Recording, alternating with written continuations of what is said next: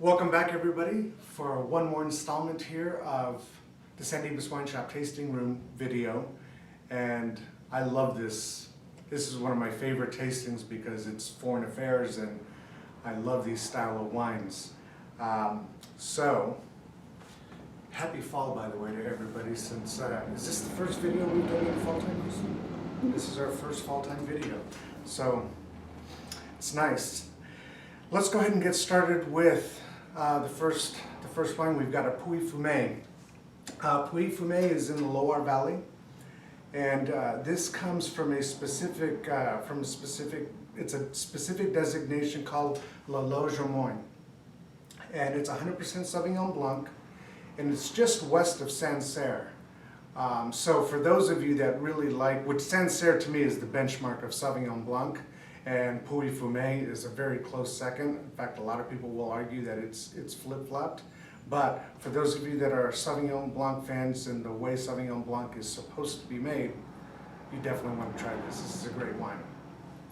Then we switch over to the Real Campagna. This is Real Campagna de Vinos. This is 100% Grenache. It comes out of central Spain.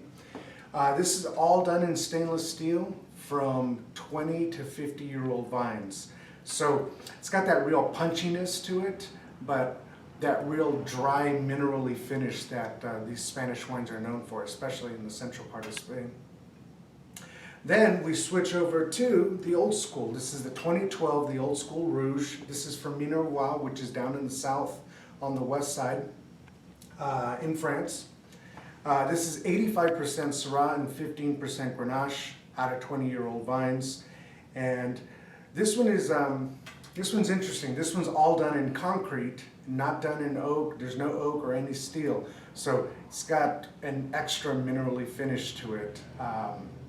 Once again, very, very approachable, very easy drinking wine, goes great with food. Then we go to one of my favorites, which is the Vigna Flaminio. This comes out of Brindisi. Brindisi is in Salento, which is the heel portion of Italy, when looking at the boot. The house that makes it is called Agricole Valione. This is a reserve. It's 80% Negro Amaro and 20% Montepulciano.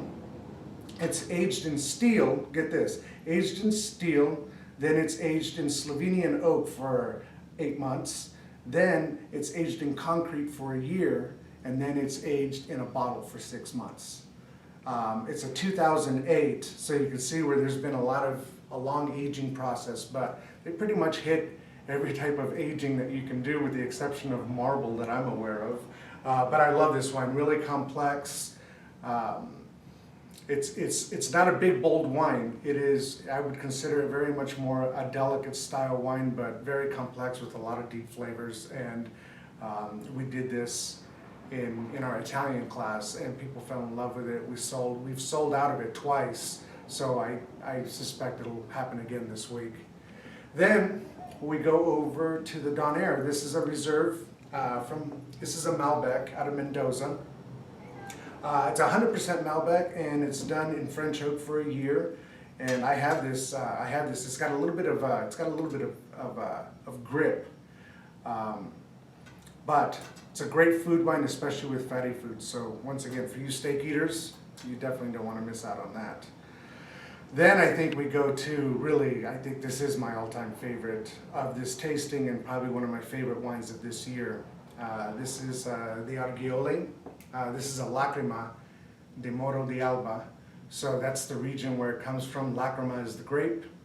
And Lacrima, it's a real nice thin-skinned grape. This comes, oh, I should mention, this comes from Marcia, Italy, which Marcia is on the back of the knee. Once again, if looking at the boot, it would be on the east coast along the Adriatic. And this is their 2013 effort. For those of you that have not tried Lacrima, you're in for a huge surprise this week. Big floral notes. It's a thin-skinned grape. When it breaks, when the skin breaks, these little tears come out. And even the grape itself is somewhat shaped more oblong, so hence the name Lacrima, which means tear. But this is a very different wine, and everybody that I've tasted on it, including the Italian class, fell in love with it. We've sold out of it now, I think, 3 times. So we've got a great lineup here, and I'm so happy that a lot of you are going to get to try wines that are a little bit out of the ordinary, especially for those that haven't come to the wine classes, which, speaking of, tonight is the last installment.